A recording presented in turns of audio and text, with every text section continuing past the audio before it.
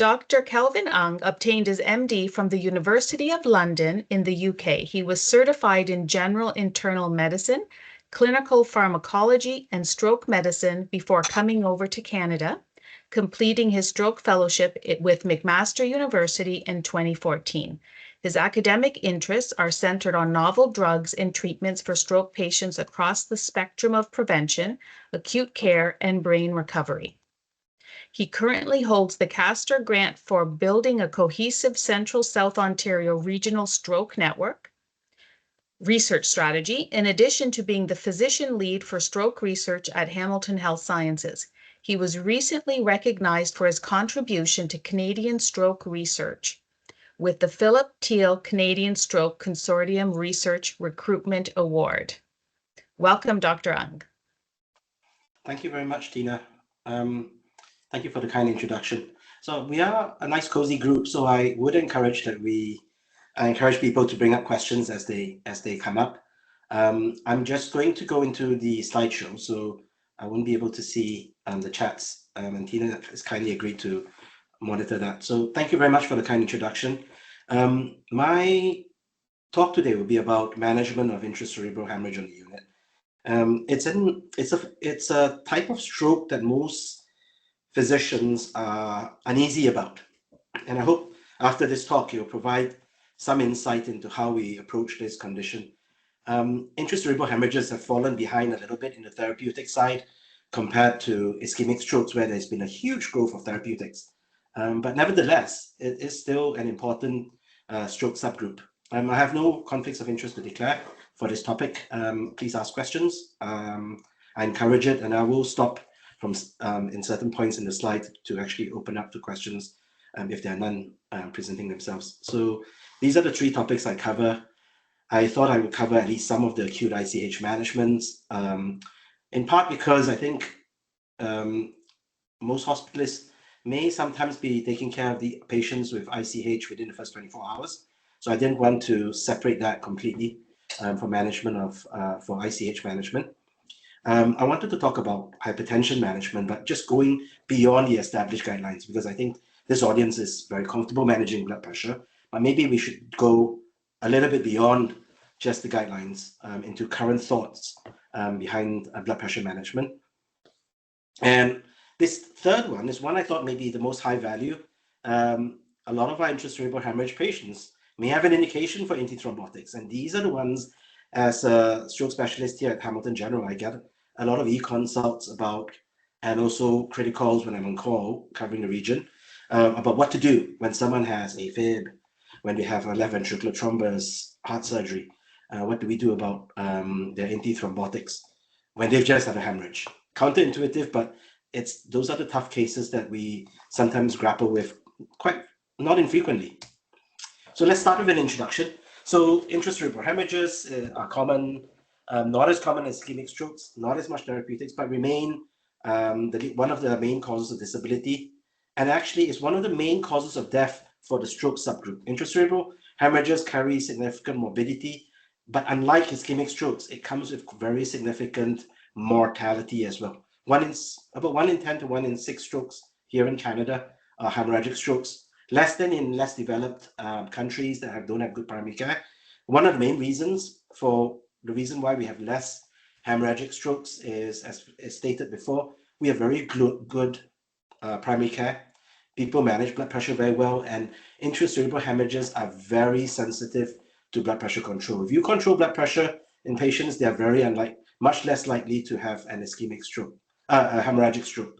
You also reduce the rate for ischemic strokes, but you reduce a lot more hemorrhagic strokes than ischemic strokes. It comes with heavy mortality, morbidity. 50% of our patients with ICH die within a year, and only about a quarter of them are functionally independent. Shocking statistics, but they're just a worse kind of stroke. I reference this only because it's one that's interesting to understand this population. A Lancet paper back in 2010, and it just shows that it remains skewed towards the elderly. People over 85 have 10 times the risk of hemorrhage compared to people age 40 to 50.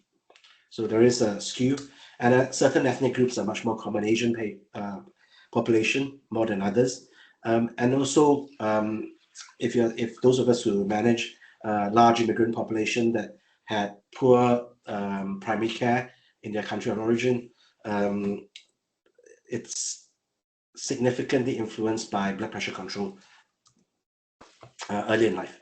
So talking about ICH in this talk, I thought I would inevitably cover a little bit of acute stroke management. I won't dwell on it because a lot of it will focus on secondary prevention and what we do afterwards. But basic principles: all strokes, time is brain, big stroke team.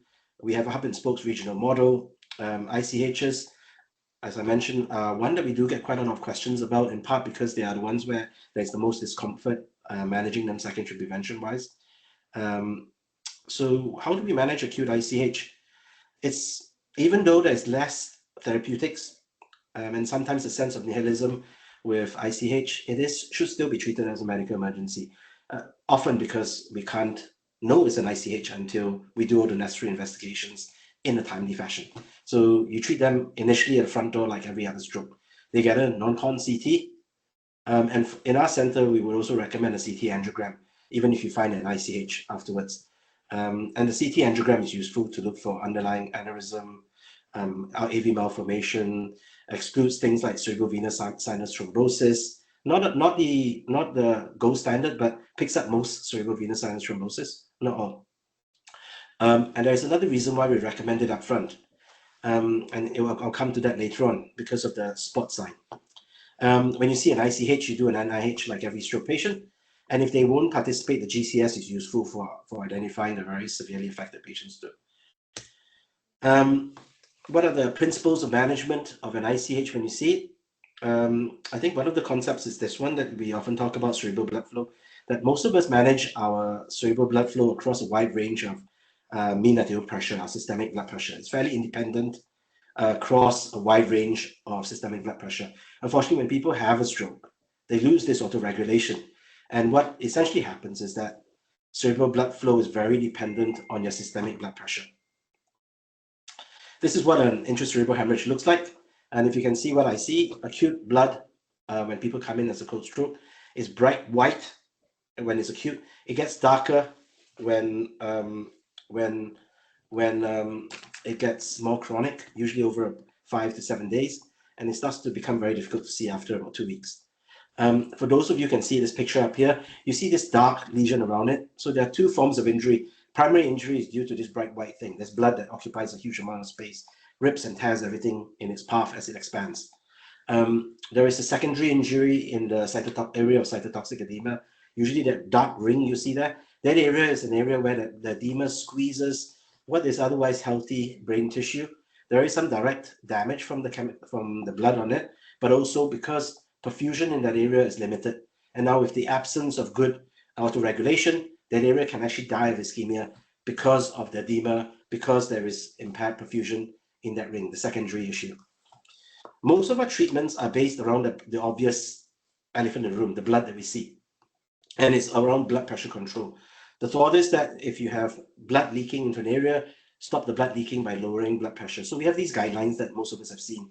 You target 140 to 160. You may all have noticed that the recommendations are fairly soft. They say may be reasonable, could be considered. They don't say you must do any of this. And a large part of this is because since 2013, we had Interact 2, we had the Attack 2 study that came on a few years later, ENOS and Right 2. These are the 4 landmark studies. None of these studies have actually demonstrated clear benefit with aggressive blood pressure control. Even though a pipe is leaking and you see the blood in front of you, and that's really bad because the patient looked very sick, it looks like very tight blood pressure control or aggressive blood pressure control has never been shown in any of these 4 or 5 main studies to actually improve outcomes. So it's quite that this explains the sense of nihilism a little bit. It seems like there's no effective treatment for this. Still carries a lot of mortality and morbidity. And the thought is that a lot of our treatment, rushing to treat, is focused on the fact that they carry such mortality. A lot of the work now has been focused on hematoma expansion. So about a third of them come early enough that they are at risk of expansion. Remember I said we do CTAs, CT angiograms for most of these patients. We do it to look for this this little spot on the CT you see down there. Increasingly, our CTAs in our region are all multi-phase CTs, meaning we do several cycles of CTAs, almost like a flip book. And at the late post-contrast phase, the radiologist can often report a little bit of contrast leaking into the hematoma itself, and that is what we call spot positivity. So contrast is leaking into the hematoma. By extension, if contrast is leaking into it, this hematoma is likely to continue to get bigger because there's ongoing leakage.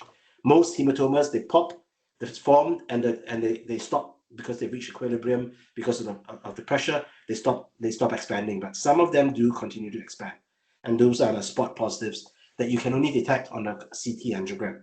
That's why we do it.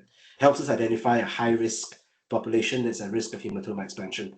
Other obvious ones are you look at the patient, they're on anticoagulation, or the small minority, you gave them TNK and then they bleed. So you converted an ischemic stroke into a hemorrhagic stroke. The big hemorrhages obviously are higher risk. And those that you see early obviously are still probably at higher risk of hemorrhage. I'll stop here. Any questions about this spot positivity? Do all of us do CTAs for our intracerebral hemorrhages, or you see them when they come in? I would recommend doing it if you happen to end up caring for a patient with a CT head, with an ICH, and you take over their care. If they haven't had one, I would recommend a CT angiogram. Normally, you don't need the carotids. I would just recommend a CT angiogram circle of Willis. If you pick them up very late, the yield is going to be low, but if you happen to be thinking in ED and managing them early, I would recommend a CT angiogram circle of Willis early, because you might identify a group of people that might need to get into step-down ICU. So how do you manage them? There were several strategies. These were the three main strategies that people used to have. They said, well, if it's hypertension related, just continue the blood pressure meds. Maybe we should drop the BP below 120. None of these have panned out. They've all, in fact, shown hazard. For the continuing blood pressure meds after a stroke, in retrospect, bad idea. You give people pills after a stroke, they choke on them, you get higher aspiration rates, higher mortality. Going below 120 also shown to make people worse, maybe because of that perilesional secondary injury. Remember I said they have an area of cytotoxic edema where there's potential for ischemia. You drop their blood pressure too low and they are dependent on cerebral blood flow, on their systemic blood pressure. You may expand the amount of damage in the brain by causing an infarction on top of the hematoma. So if they're very high and you know the prognosis about how do you lower them, these are the agents we normally use. I think most of us are comfortable managing them. The IV agent of choice for us is labetalol if they're tachycardic, and hydralazine when they are bradycardic. I think we do this quite a bit. If you need to give a labetalol infusion, they need to be in a step-down unit. We don't use enalaprilat that much IV, but it can be used as well. And we don't really have access to the IV calcium channel blockers.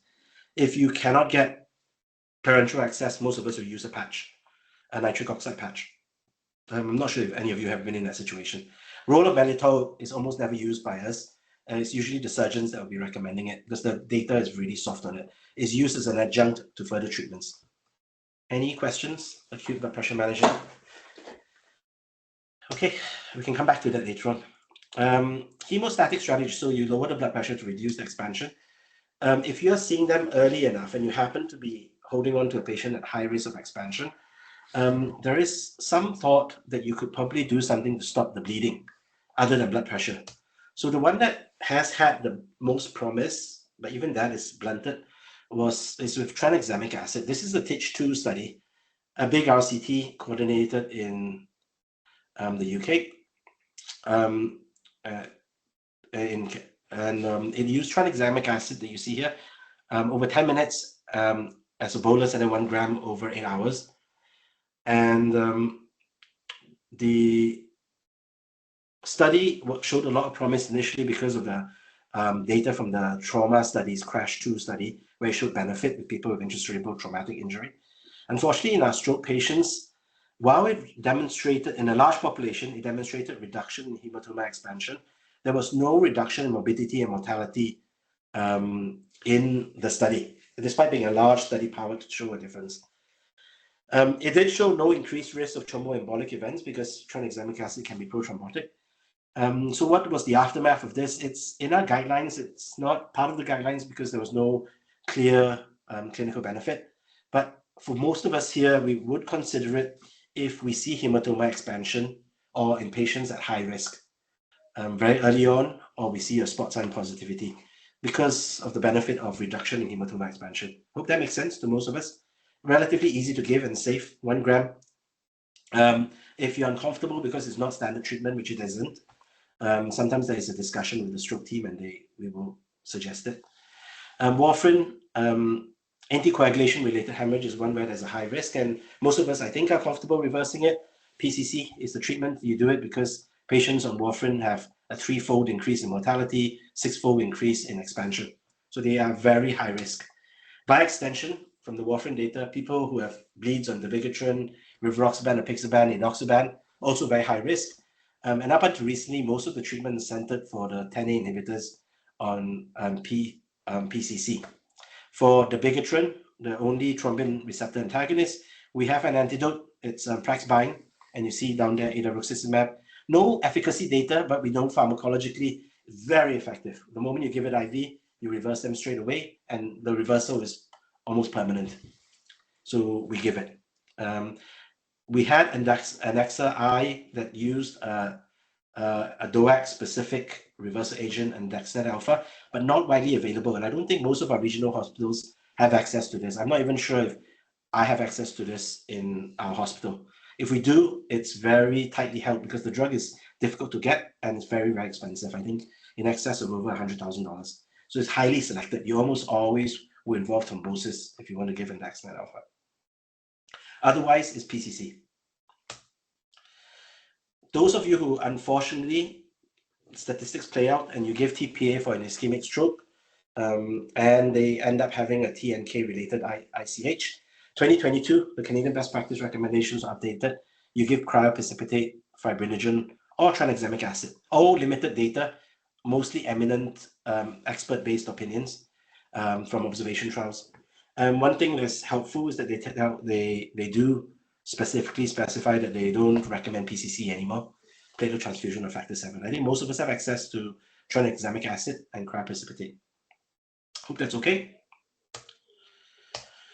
You monitor them on the ward. Those that have an intraventricular extension, or you see a lot of mass effect, it will almost always trigger a discussion with neurosurgery. For those of you who end up seeing a patient with a cerebellar hemorrhage, almost always please contact neurosurgery because the posterior fossa is so tight, they might need posterior decompression, surgical decompression. Others that you might consider getting surgery is very superficial and there is a lot of mass effect. Any questions about these ones? Have you all had challenges with getting neurosurgery opinions on these patients and involvement? I think if you have intraventricular extension and cerebellar hemorrhage, for sure, I think they are ones that I would be black and white. I would recommend their involvement sooner or later. Okay. So you use the IV parenteral drugs while you're on the ward. How do you manage them? Usually, once they're taking things orally, you'll be transitioning to oral blood pressure medications. Target is about 130/80 in the Canadian Stroke Best Practice recommendations. You merge that with Hypertension Canada recommendations. We recommend automated office BP monitoring, home blood pressure monitoring, or ambulatory blood pressure monitoring on discharge. Home blood pressure monitoring is what I use in my clinic as the preferred blood pressure monitoring later on. I do use discharge them home on single pill combinations where possible, and this is mirrored in the Hypertension Canada recommendations. I don't know if this is something you do in your practice when you send these patients home. Hope it is. Now, beyond just the mean target blood pressures you're aiming for, one thing I do drill into my learners on my ward, I talk about blood pressure variability. I'm quite influenced by the work that was done at the Oxford Registry, and increasingly this is mirrored in some of the more contemporary work. The one I reference here is the Lancet 2019 work that was shown that in the top blue line of this graph, people with less blood pressure variability clinic to clinic, they had much better stroke-free results than people who have a lot of blood pressure variability. So blood pressure variability is something that we monitor. What that means is that we tend to favor specific agents that have less variability. And these agents, interestingly, are amlodipine and indapamide, the long-acting thiazide-type light diuretic. I still use ACE inhibitors because there's a lot of compelling indications for ACE. Diabetics, for example, renal disease. And also I use ACE because ACE, even the long-acting ACE, are quite rapid acting. And they are quite good for preserving another blood pressure indicator that's useful for stroke prevention, and that's nocturnal dipping. A lot of diabetics lose their nocturnal dipping, and I use ACE inhibitors at night because it's quite rapid acting. No surprise, it's derived from snake venom. And when I tell people it's derived from snake venom, you recognize that venom needs to work quickly. Even the long-acting agents, ACE inhibitors and ARBs, they work within 2 to 3 hours. And by you taking ACE inhibitors and ARBs at night, you induce a drop in blood pressure at night, which seems to be, which may be helpful, given our observational data shows that people who are dippers have lower stroke risk compared to people who are non-dippers who have higher stroke risk. This is not in the guidelines, but there are things that we are, if for those of us hoping to take things the next step, these are our current thoughts on blood pressure control. Any thoughts about this? Amlodipine, I don't use at night normally because amlodipine, even though it's long acting, is also a very slow onset drug. So timing of taking amlodipine doesn't really make a difference.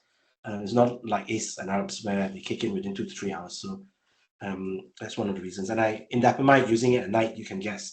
Giving someone a thiazide diuretic at night is pretty brutal, pretty cruel. They'd have to wake up all night long to pee. Hypertension research, just to give you an idea of where the future of blood pressure control is.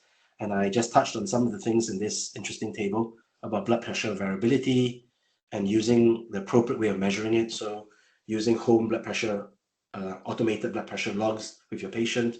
If those of you have access to ambulatory blood pressure monitoring, use that. Allows you to finesse your recommendations for those of you who do clinics as well on controlling blood pressure. Other secondary prevention measures you would do when you advise your patients, tell them to move more. This is all in Heart and Stroke and in Hypertension Canada, in our Canadian best practice, that we don't focus because they're non-pharmacological, but moving more, eating better, cutting salt, stopping alcohol and smoking, losing weight, being mindfulness, sleeping well, and then making sure that our patients monitor their blood pressure correctly. Rather than clinic blood pressure readings, I recommend that they monitor at home.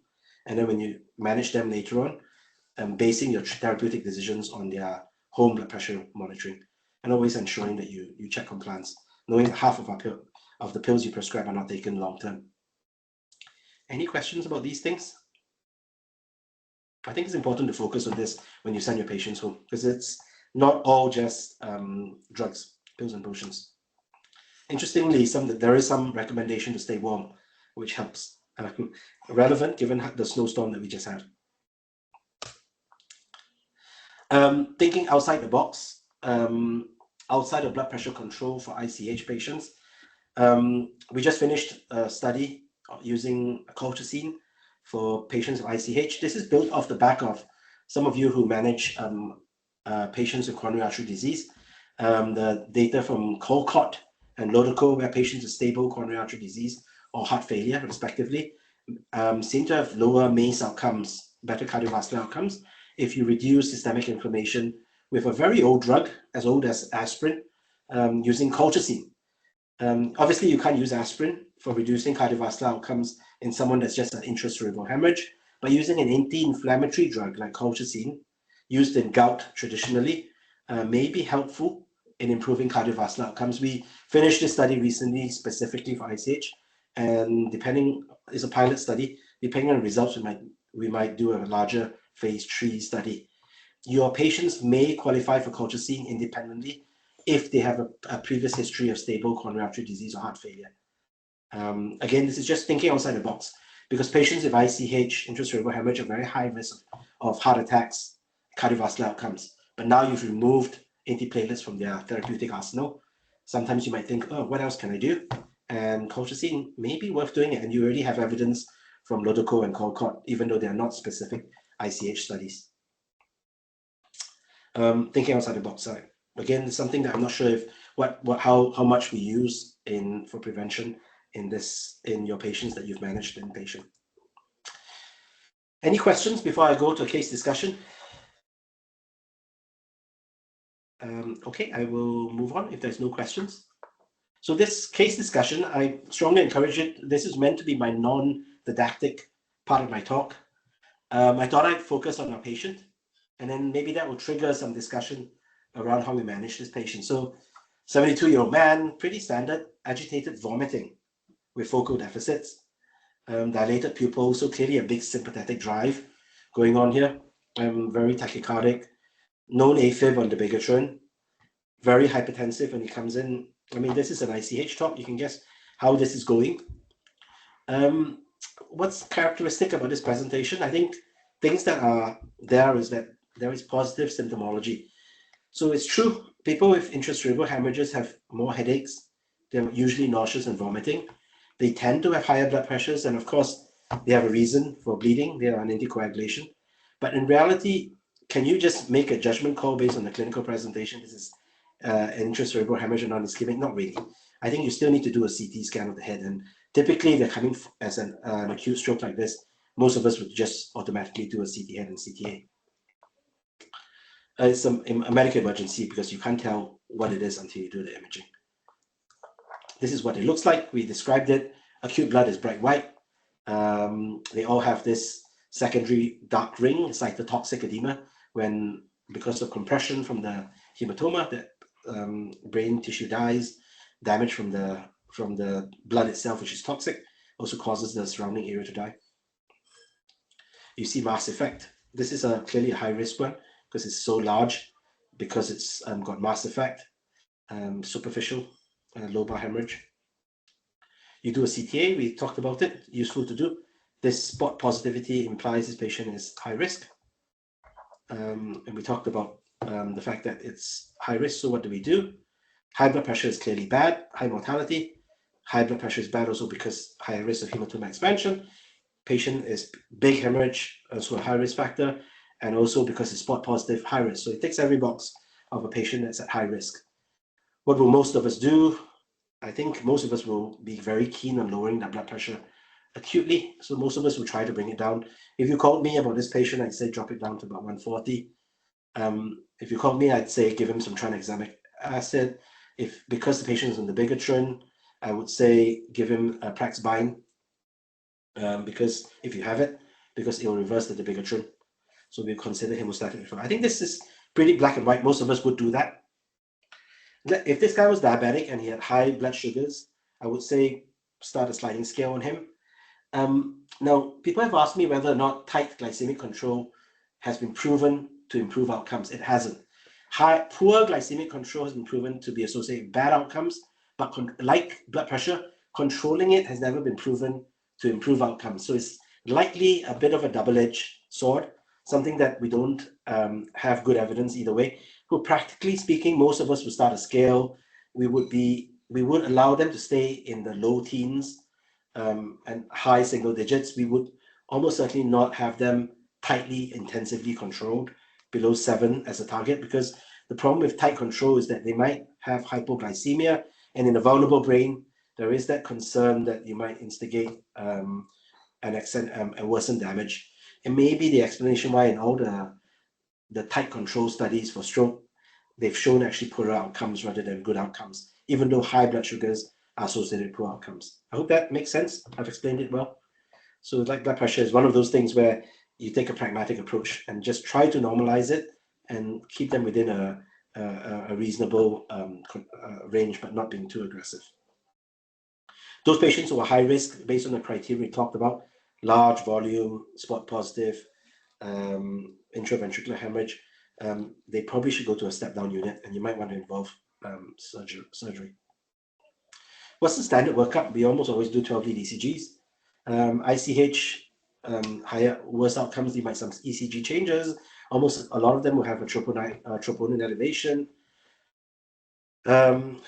You do an ECG to make sure they don't have a STEMI, because sometimes they have an LV thrombus that can fly up. Not all ICH that you see, that you think are primary ICH are primary.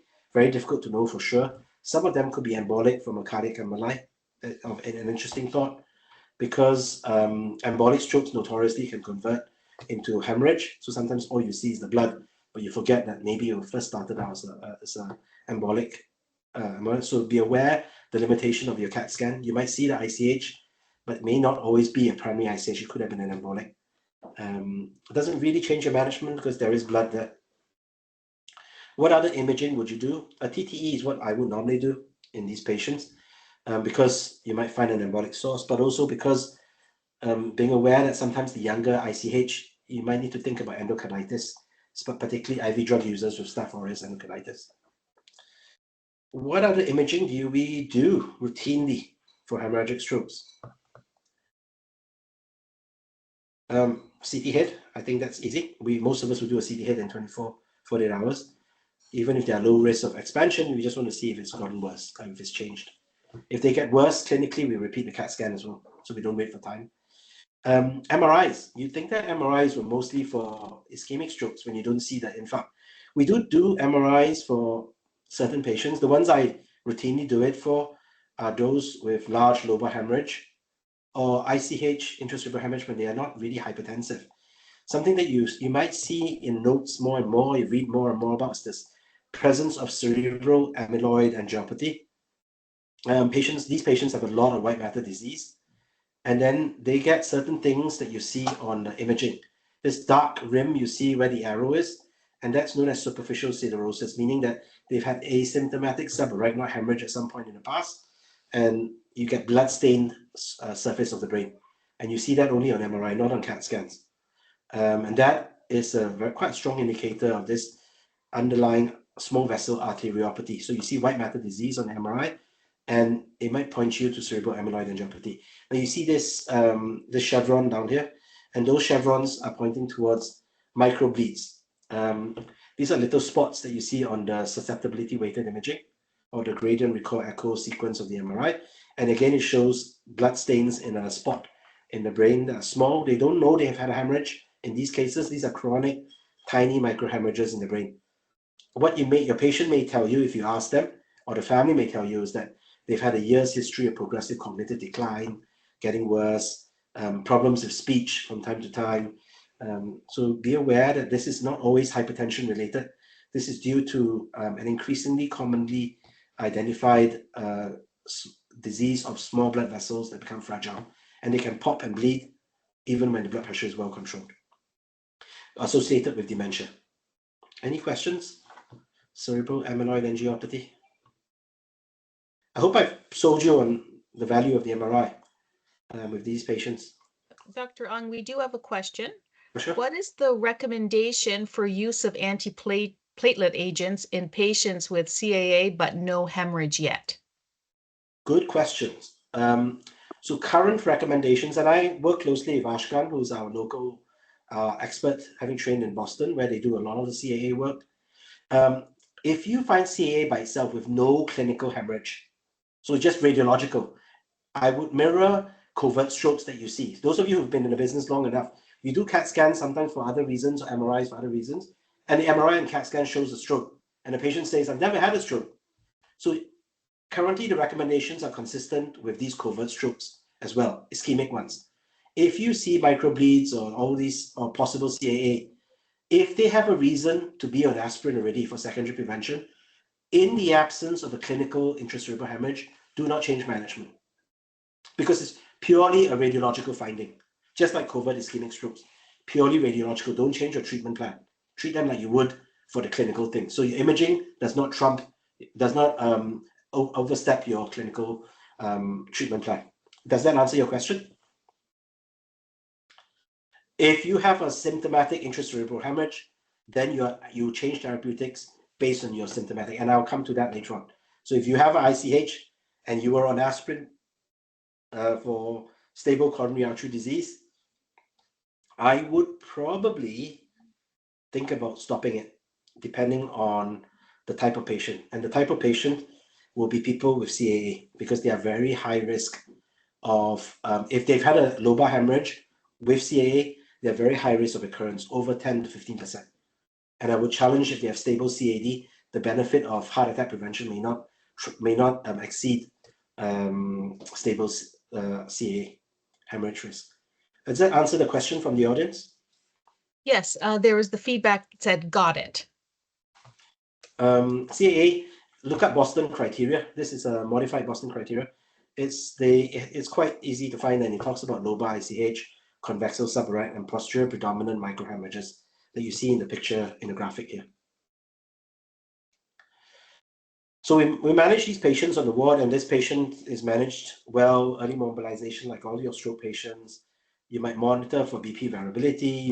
You use intermittent pneumatic stockings, usually only for 48 hours. And then most of us will be okay starting low molecular weight prophylaxis. I think most of us are comfortable with this. This is all spelled out in the Canadian stroke best practice recommendations. Target BP is 140/90, I think, but most of us, those of us would recommend 130/80 for most ICH patients. And I've already labored on about the whole variability and nocturnal dipping. If most of you are comfortable accepting those new, evolving concepts in stroke prevention, I hope you will consider variability and nocturnal dipping as well. Now, timing for reinstating antithrombotics. Remember this patient here that I have in the graphic has underlying AFib. Now, this is a very common request for consultation for expert opinion. Let me put these tough cases up. DVT prophylaxis. Are most people comfortable with restarting DVT prophylaxis? I think most of us are. It gets more difficult. Underlying malignancy. So someone with a known cancer who has an ICH and has had a prior DVT and PE. It gets more difficult. AFib, very common. Mechanical valves, recent cardiac stenting, LV thrombus. Any of you know what to do? I don't claim to know. There's very limited evidence guiding a lot of this, but these are questions I get, and they're tough. How do I approach them? Maybe this information will be helpful. So I've added on some numbers there. So DVT prophylaxis, what's the risk? What's really driving why we want to start DVT prophylaxis? I think for me, the main one is the 10% risk of PE. Now, the risk of DVTs, asymptomatic, the range is huge depending on how active you look for DVTs. So for symptomatic DVTs, it's something like 10 to 30%. But if you do a study and you just scan people for the heck of it, you're going to find something like nearly 80% of people who have asymptomatic DVTs that you wouldn't normally treat. So that's quite scary for stroke patients. So the incidence is actually quite high. But if you only care about the clinical ones that you and I should worry about, PEs, 10%, still very high. So because this risk of PEs are quite high and DVTs are quite high, we almost always will start low molecular weight heparin within 2 days, 48 hours. What's the risk of strokes with underlying malignancy? Tough number to pick. I gave you 10% per annum here of a stroke, of a cardioembolic event or thromboembolic event, but it varies quite widely, and we don't have good recommendations for this. 10% is for cancer alone, but recently we had a patient with PEs and DVTs with follicular adenocarcinoma of ovarian cancer, and adenocarcinomas carry a much higher risk. Another one we have on a ward, lymphomas. They carry very high risk of thromboembolic disease. So even though I say 10% per year stroke risk, it may be much higher. So what do most people do when they have, what's my recommendation if I see someone who's had a cancer, if they've not had thromboembolic disease, I'm not so worried. I will not necessarily be aggressive about starting treatment, but if they already have a DVT, a PE, or they've had a coronary artery disease, a heart attack with the cancer diagnosis recently, and you think that they have Trousseau syndrome, they're pro-thrombotic, what would we normally do?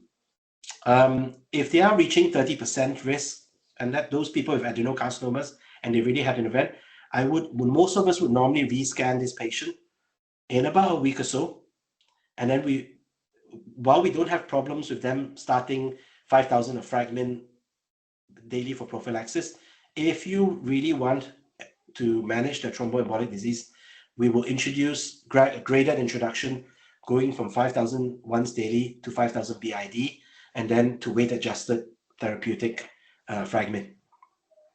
No evidence, expert opinion only, but this 30% risk of disease, I hope you'll find that we are quite consistent as we go down the other conditions. So we will recommend going to therapeutic level within 10 days in these patients at highest risk, 30%. AFib, what's the recommendation for AFib after ICH? It depends. If it's deep hemorrhage, and you think it's hypertension related, AFib risk at its most is about 15% per annum.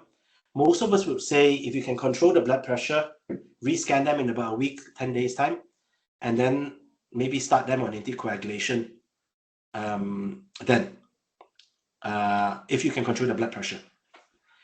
Because the risk, once you control the blood pressure, you will presume the ICH risk is much lower than 15% per annum, which is the 15% is the risk of ischemic strokes. So the risk is outweighed by the benefit. I hope that makes sense. Now, if they have lobar hemorrhage, if they have CAA, and their risk is approaching 30-40% of hemorrhage, remember this is ischemic that I have up there, 15%. We might actually say, after repeat CAT scan in about 2-3 weeks, only use aspirin, don't anticoagulate, but consider referral for left atrial appendage occlusion for AFib, because their lifelong risk of another intracerebral hemorrhage is very high. When you start hitting 20-30%, you really need to think of an alternative. I hope that's useful, that magic number. That magic number plays out again here in mechanical valves. So what about people who have a hemorrhage and then they have a mechanical valve and you need to think about starting them on warfarin again? If they are aortic valves, most of us are not that worried. They are risk of ischemic strokes like AFib. So I manage them like AFib patients. So if they have a hypertension related bleed, I'd say, sure, rescan them and start anticoagulation in about a week or so. If they are lobar hemorrhage, high risk, I might say start aspirin for a while and then think about starting it in about a month's time if there's a mechanical valve, anticoagulation. Some of us might say it's okay to just stay on aspirin if you think that they're very high risk, because we would do that for other patients. Now, if their mitral valve is different, they have a 30% annum risk of ischemic strokes. These people, typically, I would say rescan them again in about a week and a half's time, and then maybe start to go from prophylaxis fragment to therapeutic anticoagulation in a graded fashion. For most of you in the region, you probably will be discussing a thrombosis, but that probably will be the approach. That magic 10 days is when you want to start escalating treatment for these people with a 30% risk of ischemic events. Because 30% is deemed very high risk. It seems to be the threshold that we use to be more aggressive. If it's a subdural, which is not the topic in here, subdurals have very high risk of recurrence, and most of us will not start antithrombotics for 8 weeks for most indications. We might be convinced to do it if they have a mitral valve, but for nearly every other risk factors you see here, we would probably wait 8 weeks. This is all expert opinion, and I don't have evidence to back it up. How about stenting? Patients who have a coronary artery disease just had a stent. Now, this 50% number is if we don't start them on antithrombotics, they have a 50% risk of a cardiac outcome. So what do most of us do? 50% you would deem high risk of a cardiac outcome.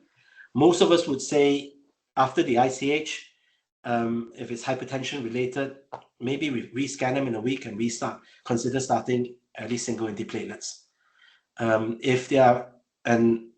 If they haven't had expansion, you might be okay to go to dual antiplatelets as per the cardiologist. If the cardiologist thinks that this was a complicated stent and they really need it, you might start aspirin sooner and then move to dual antiplatelets a bit quicker. But ideally, lower their blood pressure in the time that you've got when they're with you as an inpatient. Because 50% risk of cardiac outcomes is it's a very high risk. So that's what's driving how aggressive you are with entry thrombotics in the context of a stent. You may get thrombosis if you can. LV thrombus, what's the risk of recurrent of an ischemic event? 25%. You and I would agree is quite high risk. So what do we do for high risk ischemic events patients with an ICH? Like the others, I would rescan them in a week's time, think about escalating their anticoagulants, originally with fragment, and then maybe transfer to oral anticoagulant if there's no expansion after 2 to 3 days. Does that provide some basis for clinical decision making? I hope so. And I hope the numbers help guide you. And maybe this table is useful for you to consider the numbers when you're quoting risk benefits with your patients. Any questions? This is a tough one. I thought this was going to be useful to provide some method to the madness as to why our recommendations differ sometimes. Okay, that was easier than I thought. Other things to consider in delirium management as an internist, I'm always very worried about. Dr. Ung, there is one question that has just come in. The role of IV heparin to initiate anticoagulation sooner? Question. Very good question. There is variability in practice. The thought between IV heparin is that you can start and stop it quickly because of the short half-life. So they do sometimes start therapeutic IV heparin without the bolus. For those of you who are familiar using it in MIs, so they don't give the bolus, but they start IV heparin. And this is because the thought is you can stop the IV heparin and it fades, and you can give protamine sulfate to reverse it. So we do sometimes use it. Sometimes, increasingly, some of my thrombosis colleagues like using the fragment BID regime, partly because the longer acting fragment, there's some thought that it is safer and more effective because you have your patient confidently in the therapeutic window without being supra therapeutic and under therapeutic. So you get what you ask for more reliably. I think for those of you who are familiar with unfractionated heparin, you think you want to reverse, you can use the IV heparin, especially when you're in a step-down unit practically, where you know that the nurses there will be checking your APTT very routinely. And as a doctor who's seen a lot of stuff, if they're in a regular ward and you think they might not get the blood work regularly, there is an argument that sometimes maybe using low molecular weight heparin BID might be a safer option because at least you don't need to have that regular APTT. Does that kind of answer your question? So I guess in a step down ICU setting, unfractionated heparin will be easier. In a stroke unit where you have faith that people will be checking the APTT regularly to get them within therapeutic window quickly, do it. But if practically you think you might not be able to keep them in the therapeutic window confidently, then maybe consider the low molecular weight heparin BID. I hope Okay. that Yeah, she said, yeah, that there was a thank you and a yes that it's answered the question. As a general internist, a hospitalist, do think about delirium. It's a big deal. More than half of your patients will get delirium. Seems to be more common in hemorrhages. For those of you who are interested in the topic, I'm very interested in delirium. Try to maintain the non-pharmacological measures, which we sometimes forget as doctors. Day-night regulation, encouraging regular meal times, keeping patients awake, maintaining good bowel habits, encouraging family to be around in the daytime. If they need meds, be proactive about using Tylenol if there is discomfort or pain regularly before they ask for it, because delirious patients don't ask for Tylenol. Using melatonin, even though the evidence is lacking, but acknowledging there's a lot of sleep day-night dysregulation is a big driver for delirium. So, and knowing that there's no harm, I use melatonin quite a bit. I also tend to use trazodone a little bit. Not really a sleep aid in a sense, but it does seem to help quality of sleep. And there is some data in the critical illness data of using trazodone for sleep dysregulation, and I like using it to help minimize delirium. No evidence, but I think it's useful to consider all these things because it really affects your outcomes, and doing nothing because there's no evidence is not a great excuse either. Lack of evidence doesn't mean that you don't do something. It's just you need to separate them from lack of evidence of lack of efficacy. Evidence of lack of efficacy is enough not to do something, but lack of evidence of efficacy doesn't mean you shouldn't do something sometimes, especially when you have conditions that carry heavy morbidity and mortality. Bowel regime, establishing regular bowel habits, I think needs no introduction in those of you who cover stroke units. Now, don't underestimate blood pressure control. So please send your patients home and remind them to measure their blood pressure appropriately. I don't like it when they go home and the only person checking their blood pressure is the family doctor, especially when we want to go beyond just average blood pressure readings, and especially since Hypertension Canada recommended now to use automated home blood pressure monitoring and ambulatory blood pressure monitoring. Consider secondary hypertension workup and sleep studies when you send them home. Who do I think about for secondary workup? Young hypertensives and resistant hypertensives.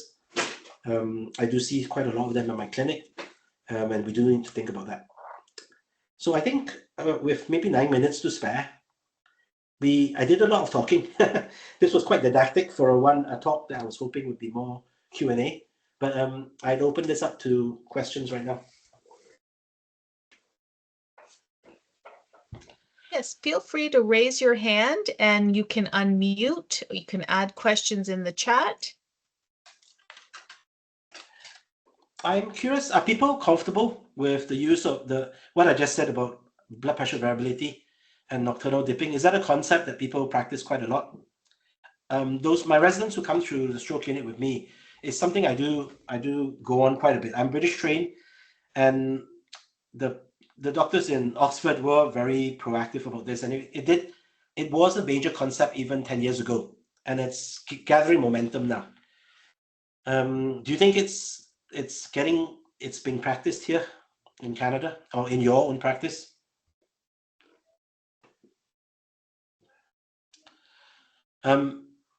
Be aware that ACE inhibitors should still be widely used because there's a lot of compelling indications, but I do use amlodipine and thiazide type diuretics quite a bit.